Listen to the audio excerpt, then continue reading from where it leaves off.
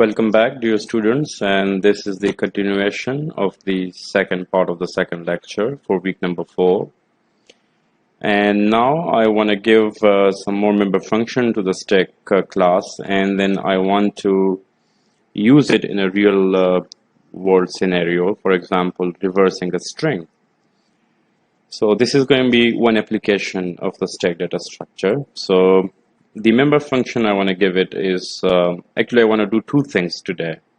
One, I want to give it a parameterized constructor as well, so that if the client want to create a stack for a particular capacity, they should be able to do it. So I'm going to come here and say array stack, and it's going to take an integer value called cap. And it's going to do exactly the same thing, but with only one difference, and that is it's going to initialize the capacity based on the values provided by the user. So whatever value for the capacity user provide, I'm going to just initialize the capacity with that value. So this is one thing I want to do it, right? And what it means is that if I come down to the main function, I can just create an object of the array stack class, and I'm going to specify, let's say 200.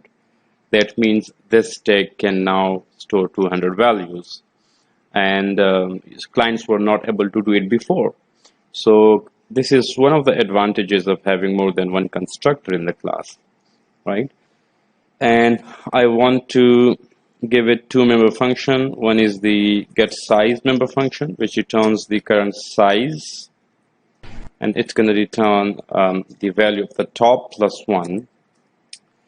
And the second member function is going to be the get capacity. So for example, if they want to know what's the maximum capacity, whatever is the capacity, it's going to be returned by this particular member function.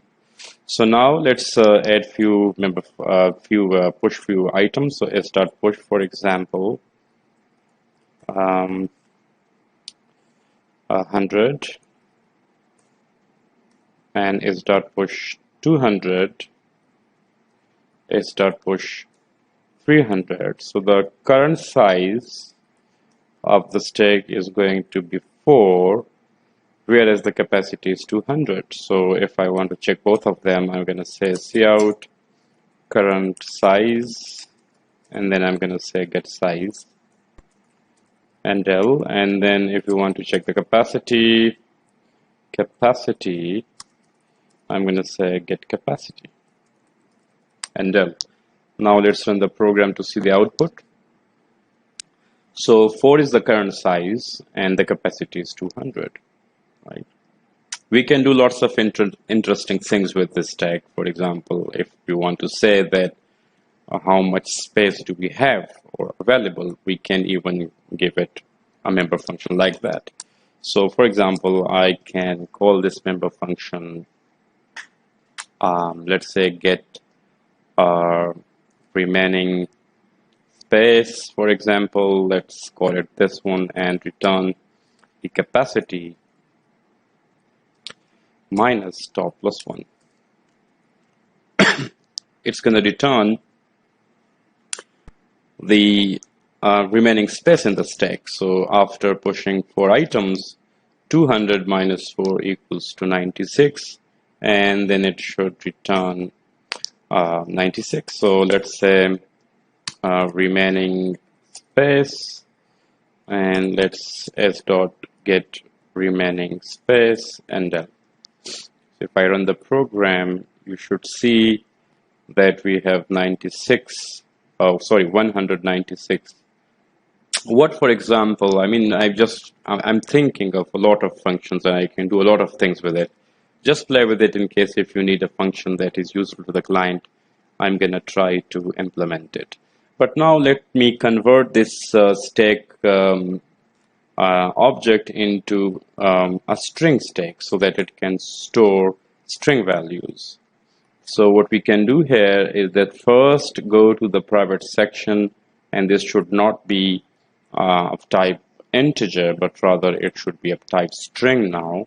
It's going to store string values. Let's go to the top and see where can we make changes. So here nothing, just this one change. We have to make it string, and I think the capacity is fine, but again here we have to create array for storing strings. And let's talk about this one, push. We are going to push a string value, and I think the pop should return a string value, and it has to be string. And let's go down a little bit. Empty, full, we don't have peak. We have to return a string value on the top of the stack. And I think this is fine. Size, capacity, remaining space. I think that's it. Now, for example, I want to take input from the user, or maybe let's take a few words of English and we want to reverse them. We want to reverse the order. So, for example, if I say is dot push, and let's say we say I, and is dot push, and let's say we say like, and is dot push, we can say northern, and is dot push, it can say university. So we have pushed 4 items, 4 string words, and now we want to reverse this particular sentence. So all we have to do, we have to say while s dot empty.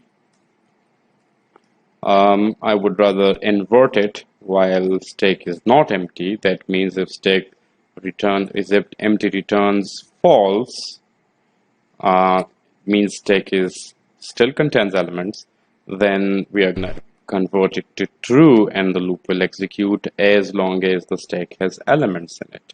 But if empty returns true, that means there are no more elements in the stack. This not operator will make it false and the loop will not be executed. So I'm going to simply say cout s.pop, right? And let's put a space so that it looks like a sentence, and just endl just to move the cursor to the next line. So this is one implementation by reversing the words in a sentence. So let me run this program, and the original sentence, I think it has an ambiguous overload for operator equals. Let's see where is the problem. So yes, that's absolutely right, because 0 is not a string and we have to provide an empty string.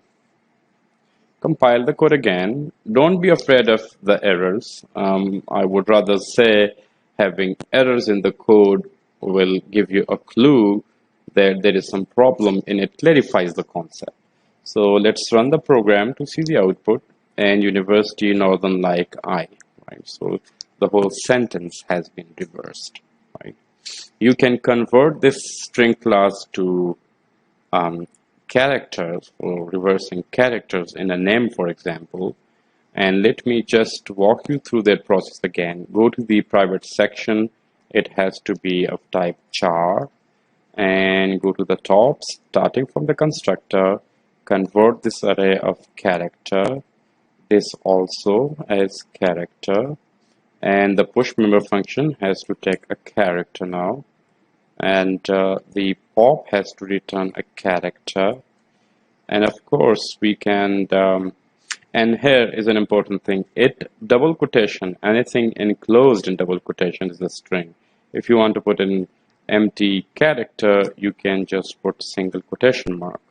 And boolean string peak, we have to say return only a character.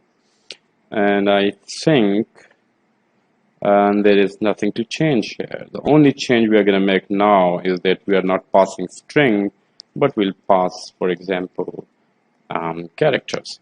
So I'm going to say s.push, and let's say Asif, so I'm going to say A, and s.push, and I'm going to say S, s dot push, I'm going to say I, s dot push, and I'm going to say F, capital F. So this is the A will be pushed, then S will be pushed, then I will be pushed, then F will be pushed, and it will be popped in reverse order, and we'll see FISA. So let's run this code and see the output.